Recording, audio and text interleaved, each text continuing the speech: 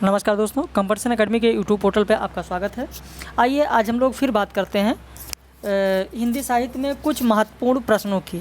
कल मैंने 10 प्रश्नों की एक सीरीज़ डाली थी, 10 प्रश्न केवल थे, बस ऐसे ही बैठे थे तो हमने कहा चलो 10 प्रश्न डाल देते हैं। लेकिन उसके बाद से इतने फ़ोन, इतने कमेंट लोगों के आने शुरू हो गए कि सर इसी तरीके से 10-15 प्रश्न और डाल दीजिए। तो बाकी आज आप लोगों को प्रथम प्रश्न पत्र का वीडियो अभी मिलेगा। साथ ही साथ आप देखेंगे आज हम लोग बात करेंगे प्रगतिवाद और प्रयोगवाद से भी संबंधित आपको वीडियो मिलेगा, तो ये साहित्य में मिलेगा। और कल 1 बजे टेस्ट सीरीज़ है, ये आप सभी लोग ध्यान से सुन लीजिए और सभी को पता भी होगा। एक बार याद भी दिला दें कि कल रविवार है और हर रविवार की तरह इस बार भी 1 बजे आपको टेस्ट सीरीज़ मिलेगी, 3 बजे आप अपना उत्तर भेजें, 3:30 बजे आपको उत्तर का डिटेल वीडियो मिलेगा। तो आइए शुरू करते हैं पहले कुछ प्रश्नोत्तरी की। यदि आप हमारे चैनल पर नए हैं और पेड ग्रुप ज्वाइन करना चाहते हैं तो हम लोग बिल्कुल तत्परता के साथ चीज़ों कराई जाती है हमारे यहाँ।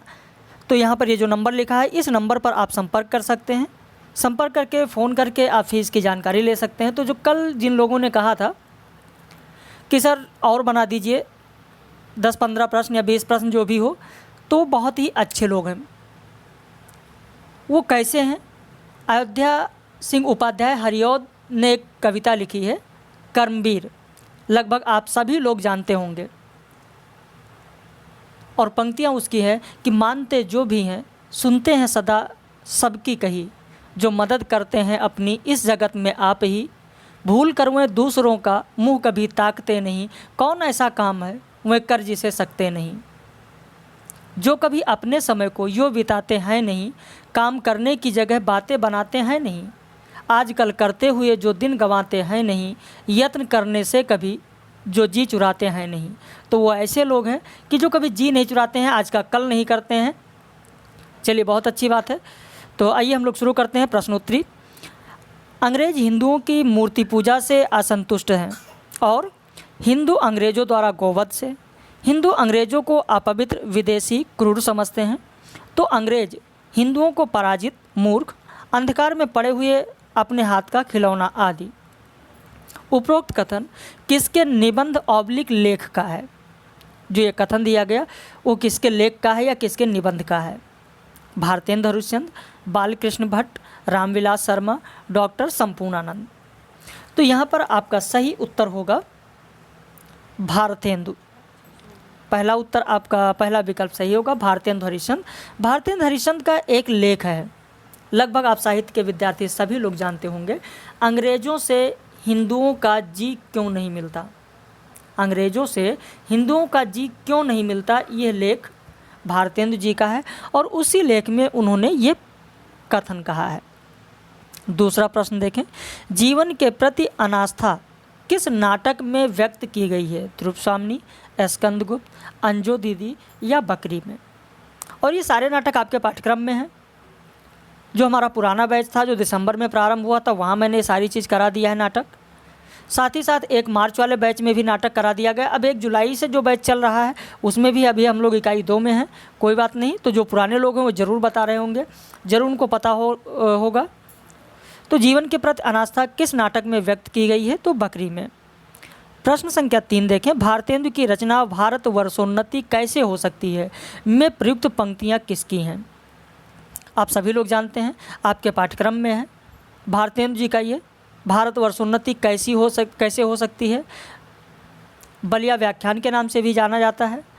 तुम्हें गैरों से कब फुर्सत, हम अपने गम से कब खाली, चलो बस हो चुका मिलना, न तुम खाली न हम खाली।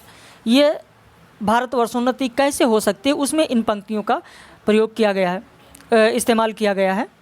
तो ये पंक्तियाँ किसकी हैं जो भारतेंदु ने अपनी रचना भारत वर्षोन्नति में की है?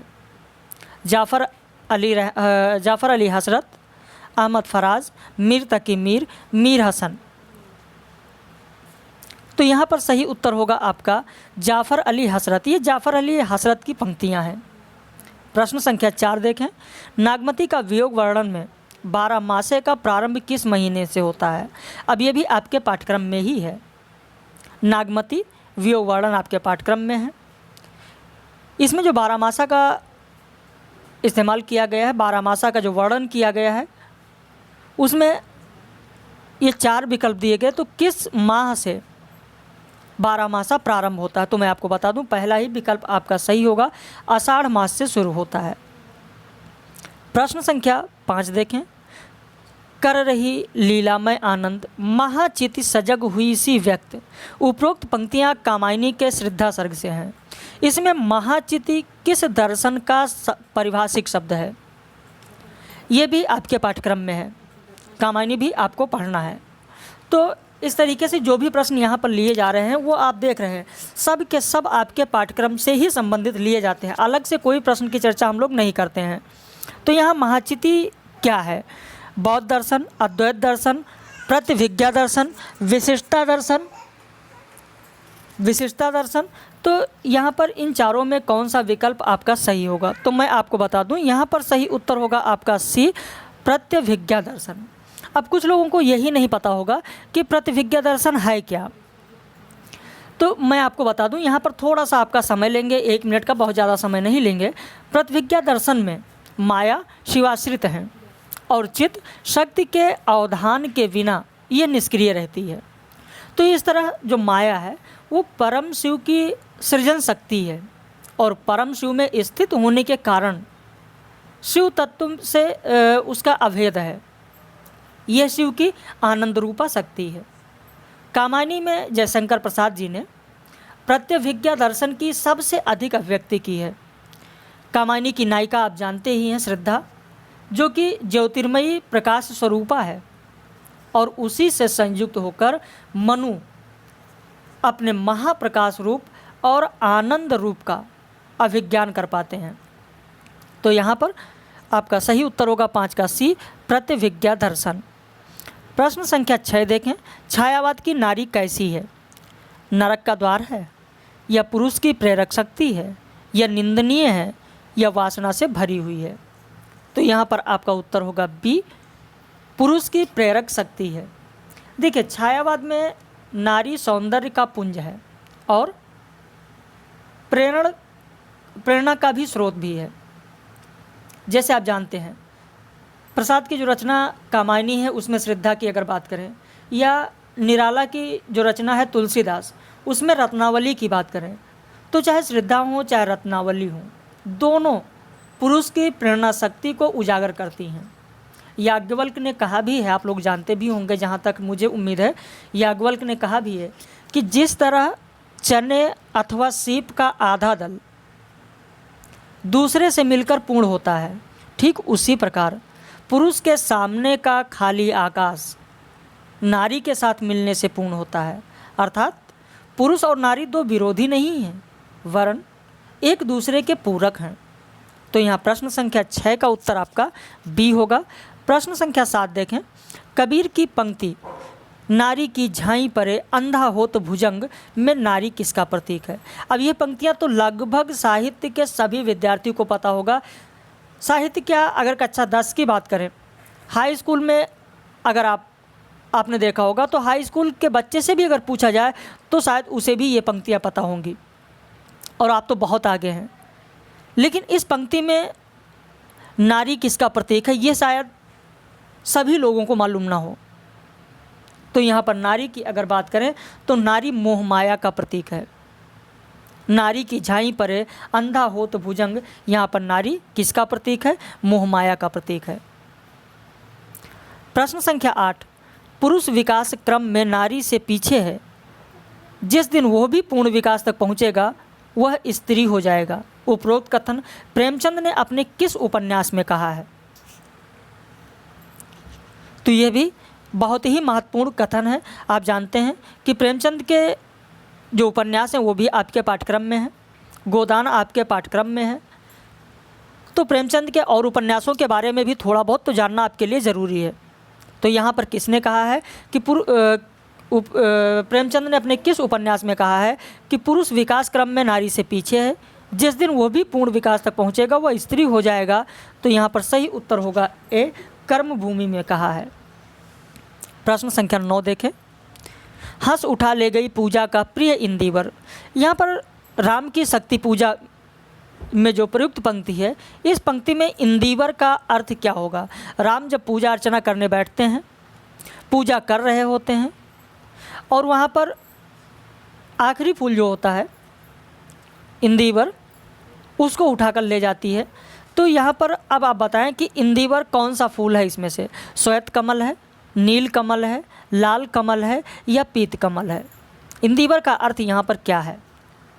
तो यह 108वां इंदिवर था। मैं आपको बता दूं, राम की शक्ति पूजा में राम पूजा कर रहे होते हैं और ये 108वां इंदिवर है। यहाँ पर इंदिवर का अर्थ है बी, नील कमल। कौन सा कमल था? तो नील कमल था। प्रश्न संख्या 10 देखें।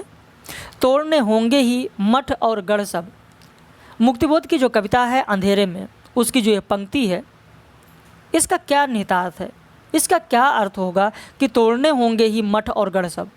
क्या इसका यह अर्थ होगा कि सारे मठ और किले ध्वस्त करने होंगे, अत्याचार के अड्डों को समाप्त करना होगा, बुद्धिजीवियों को आगे आना होगा या प्रतिक्रियावादी ताकतों को नष्ट करना होगा? इसका निहितार्थ क्या है? तो यहाँ पर आपका उत्तर होगा डी, प्रतिक्रियावादी ताकतों को नष्ट करना होगा। मुक्तिबोध की यह कविता अंधेरे में, ये भी आपके पाठ्यक्रम में है। तो आप देख रहे हैं कि हम लोग पाठ्यक्रम की ही बात कर रहे हैं। आप खुद अभी वीडियो के अंत में कमेंट करके बताइएगा कि अगर आप इन प्रश्नों को करते तो इनमें से कितने आपके सही होते। प्रश्न संख्या 11 देखें। हिया जरत राहत दिन रैन, आम की डरिया कोयल बोले तनिक ना आवत चैन। गोदान उपन्यास में यह गीत कौन गा रहा है? गोदान उपन्यास भी आपके पाठ्यक्रम में है, गोदान आपने पढ़ा भी है, गोदान मैंने कराया भी है आपको। अब आपको ये बताना है कि गोदान उपन्यास में कौन सा पात्र है जो ये गीत गा रहा है कि हिया जरत रहत दिन रैन, आम की डरिया कोयल बोले तनिक ना आवत चैन। तो यहाँ पर सही उत्तर होगा आपका बी, होरी गाता है। ये लोकगीत कौन गा रहा है? तो लोकगीत होरी गा रहा है। यहाँ पर सही उत्तर होगा आपका 11 का बी। प्रश्न संख्या 12 देखें। निराला की रचना कुकुरमुत्ता पर निम्न कथन किसका है? कुकुरमुत्ता में क्रांति की चेतना नहीं है बल्कि बचकाना विद्रोह है। किसका कथन है? डॉक्टर नगेंद्र का, रामविलास शर्मा का, हजारी प्रसाद द्विवेदी का, मुक्तिबोध का। तो यहाँ पर सही उत्तर होगा आपका 12 का बी, रामविलास शर्मा का। तो इस तरीके से आप करते चल रहे हैं। कई बार कई लोगों ने कहा कि सर बहुत मुश्किल है, याद नहीं हो पा रहा है, बहुत समस्याएं आ रही हैं। देखिए, धीरे धीरे तो आपको आगे बढ़ना ही होगा। नहीं एक साथ याद हो रहा है, कुछ तो कोशिश करिए, थोड़ा बहुत कोशिश करिए। एक दिन में आप एक ही पेज पढ़िए, लेकिन जितना पढ़िए उतना याद हो जाए। मुश्किल तो है, लेकिन इतना भी मुश्किल नहीं है कि इसे ना किया जा सके। नरेंद्र वर्मा की एक कविता है, आप सभी लोग जानते भी होंगे शायद। वो आपके लिए बहुत ही प्रेरणादायक कविता हो सकती है कि मुश्किल है पर इतना भी नहीं कि तू कर ना सके। मुश्किल है पर इतना भी नहीं कि तू कर ना सके। दूर है मंजिल लेकिन इतनी भी नहीं कि तू पा ना सके। तुम चलो तो सही, तुम चलो तो सही। भाई कम से कम प्रयास करके तो देखिए आप। तो नरेंद्र वर्मा की जो ये कविता है कि मुश्किल है पर इतना भी नहीं कि तू कर ना सके, दूर है मंजिल लेकिन इतनी भी नहीं कि तू पा ना सके, तुम चलो तो सही, इतना ही नहीं है, सपनों के सागर में कब तक गोते लगाते रहोगे। तुम एक राह चुनो तो सही, तुम उठो तो सही, तुम कुछ करो तो सही। कोई बात नहीं, कुछ ना मिला तो कुछ सीख जाओगे, ज़िंदगी का अनुभव साथ ले जाओगे, गिरते पड़ते संभल जाओगे, फिर एक बार तुम जीत जाओगे। तुम चलो तो सही। तो इस तरीके से नरेंद्र वर्मा की जो पंक्तियां हैं वो आपके लिए बहुत ही प्रेरणादायक हो सकती हैं। कम से कम कोशिश तो करिए। प्रश्न संख्या 13 देखें। क्षुद्र हृदय जो चूहे के शब्द से भी शंकित होते हैं, जो अपनी सांस में से ही चौंक उठते हैं, उनके लिए उन्नति का कंटकित मार्ग नहीं है, महत्वाकांक्षा का दुर्गम स्वर्ग उनके लिए स्वर्ग है। उपरोक्त कथन जयशंकर प्रसाद के किस नाटक का है? चंद्रगुप्त, अजातशत्रु, ध्रुव स्वामिनी, स्कंदगुप्त। तो यहाँ पर आपका सही उत्तर होगा 13 का डी, स्कंदगुप्त। ये पंक्तियाँ ये कथन किसका है? तो स्कंदगुप्त का है। प्रश्न संख्या 14 देखें। हम जिएंगे हरीर सावक, जिएंगे ना, एक वाण से आहत होकर हम प्राण नहीं देंगे। हमारा शरीर कोमल है तो क्या हुआ। मोहन राकेश की जो रचना है आषाढ़ का एक दिन, ये भी आपके पाठ्यक्रम में है। आषाढ़ का एक दिन से जो ये लिया गया है कथन, ये कथन किसका है, कौन कह रहा है इसमें, कालिदास, अंबिका, मल्लिका या विलोम। तो यहाँ पर आपका सही उत्तर होगा ए कालिदास। प्रश्न संख्या 15 देखें। धनुर्वाण व वेणु लो श्याम रूप के संग, मुझ पर चढ़ने से रहा राम दूसरा रंग। मैथिली शरण गुप्त ने अपनी किस रचना की भूमिका या मंगलाचरण में उक्त पद लिखे हैं, पंचवटी, द्वापर, जय भारत, यशोधरा। तो यहाँ पर आपका सही उत्तर होगा बी द्वापर। तो इस तरीके से 15 प्रश्न आज मैंने दे दिया है और आप देखिए, अपना मूल्यांकन करिए कि कहाँ तक आप पहुँच चुके हैं। कोई दिक्कत नहीं है, आप आगे बढ़ते रहिए। कहीं पर भी अगर कोई समस्या आती है तो आप ज़रूर बताएं। जैसे नरेंद्र वर्मा की एक और पंक्ति है, वो भी आपके लिए प्रेरणादायक हो सकती है कि तुम मन की आवाज़ सुनो, जिंदा हो ना शमशान बनो, पीछे नहीं आगे देखो, नई शुरुआत करो, अपनी मंजिल मत बदलो, मंजिल नहीं कर्म बदलो, कुछ समझ ना आए तो गुरु का ध्यान करो, तुम मन की आवाज़ सुनो। तो इस तरीके से नरेंद्र वर्मा की ये पंक्तियाँ हैं, ये भी आपके लिए महत्वपूर्ण हो सकती हैं, आपको प्रेरणा दे सकती हैं। तो बाकी अगर आप हमारे ऑनलाइन मेंबर्स बनना चाहते हैं तो जैसा कि मैंने ऊपर आपको बताया कि 80 52 58 4004 इस नंबर पर आप व्हाट्सएप करके या फ़ोन करके फ़ीस की जानकारी ले सकते हैं। कल टेस्ट सीरीज़ है, उसे भी आप लोग ध्यान दीजिएगा। बाकी जो ऑनलाइन मेंबर्स हैं, अभी आप लोग परेशान ना हो, अभी आपको प्रथम प्रश्न पत्र का भी वीडियो मिलेगा और साथ ही साथ साहित्य का भी वीडियो अभी आपको 1 घंटे में मिल जाएगा।